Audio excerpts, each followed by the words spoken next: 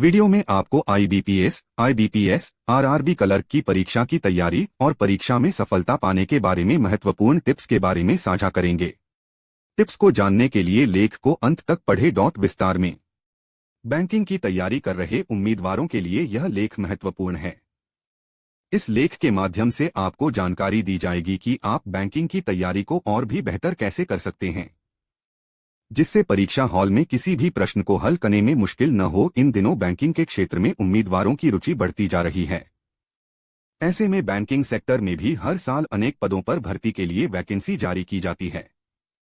IBPS ने RRB clerk के लिए नोटिफिकेशन जारी करते रहता है।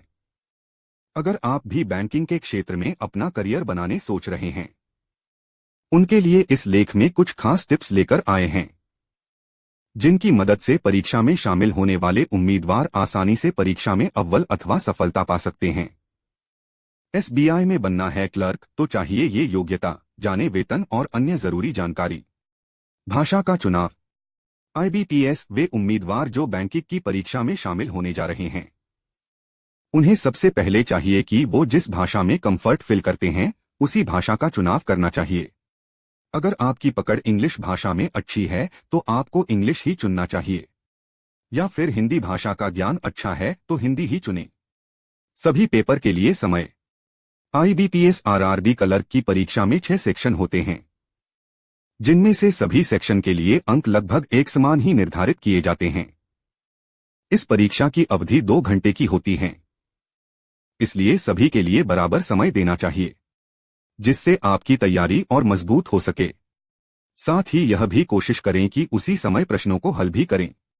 English language. इंग्लिश वाले सेक्शन को क्लियर करने के लिए इंग्लिश नोट्स और ग्रामर रूल्स को अच्छी तरह समझें और याद कर लें। आप जितनी ज्यादा बार रिवीजन करेंगे उतना ही जल्दी समझ पाएंगे। साथ ही गलतियां होने की संभावनाएं उतनी ही कम होंगी। पिछले सालों के पुराने क्वेश्चन पेपर को जरूर सॉल्व करें। न्यूमेरिकल एबिलिटी सॉल्व करने में अच्छी स्पीड का होना जरूरी है। 1 घंटे के इस एग्जाम में एक सेक्शन के लिए 20 मिनट मिलेंगे। 20 मिनट में 35 प्रश्नों को हल करना होगा, और वो भी अपनी कैलकुलेशन से। इस सेक्शन में पास होने के लिए स्टूडेंट्स की मैथ्स में अच्छी पकड़ होनी चाहिए। साथ ही कैलकुलेशन स्पीड भी काफी तेज होनी चाहिए, जिससे सभी प्रश्नों का हल तेजी से कर पाएं। Reasoning ability. उम्मीदवारों को रीजनिंग के सवालों को हल करने में अधिक समय लग जाता है, जिस कारण से अंक भी बहुत कम आते हैं।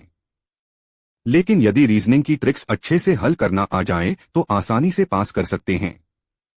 प्रैक्टिस के समय इस बात पर विशेष ध्यान दें कि आपकी स्पीड क्या है और आपको एक प्रश्न को हल करने में कितना समय लगता है, क्योंकि इससे कुल 35 प्रश्न पूछे जाते हैं, जिसके लिए उम्मीदवारों को केवल 20 मिनट का ही समय दिया जाता है। सामान्य जागरूकता।